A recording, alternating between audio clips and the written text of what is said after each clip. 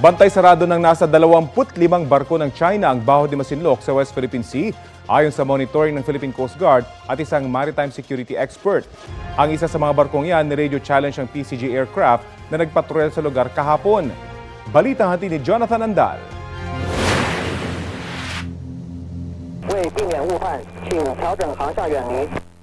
Continuous challenge sila. Hindi lang galing sa China Coast Guard ang natanggap naming radio challenge, kundi galing na sa mismong barkong pandigma ng China habang papalapit kami sa Scarborough Shoal. This is Chinese Navy Warship 556 approaching to the China's territorial airspace. Follow your course and keep away to avoid misunderstanding. Pero hindi nagpatinag ang kasama naming mga piloto. This Philippine Coast Guard being an islander, you do not possess any legal authority to patrol within the Philippines Exclusive Economic Zone. Ang misyon ng Philippine Coast Guard magpatrolya sa Baho de Masinloc o Scarborough Shoal. Hindi pa man kami nakalalapit doon, nagpakita na ng puwersa ang China. May nakita na kami rito mga barko ng China Coast Guard, pero meron din kaming nakitang mga barkong pandigma ng China na nakadeploy dito. Sa atin naman, sa Pilipinas, meron tayong barko ng Philippine Coast Guard na nandito.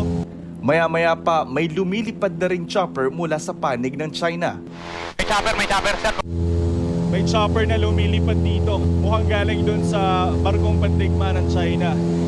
Ang mga tagpong ito nangyari 100 nautical miles o 180 kilometers mula sa coastline ng Iba, Zambales. 50 nautical miles pa ang layo bago marating ang Baho de Masinloc. Kaya nagtataka ang aming mga piloto. Anong mayroon sa Baho de Masinloc at malayo palang gwardyado na ito ng husto ng China?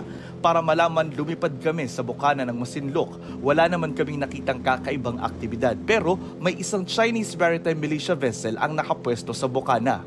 Makikita rin yan sa satellite image na ito ng maritime security expert na si Ray Powell, isang barko sa bukana ng Masinloc habang sandamakmak na barko ng China ang nakapaligid dito. Mula Himpapawid, nakita namin ang 2 barkong pandigma ng China, 2 Chinese Coast Guard ships at 2 Chinese militia vessel.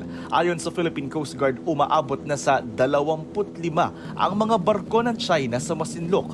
Ang Pilipinas naman may 2 Coast Guard ships, isang fish carrier at 30 bangka ng mga mangingisdang Pinoy. Concerning in a way na if we're going to look at the Filipino fishermen being harassed ng mga Chinese maritime forces na to dahil ma-prevent nila ang ating mga kababayang mga isda to move forward towards Baho de Masinloc.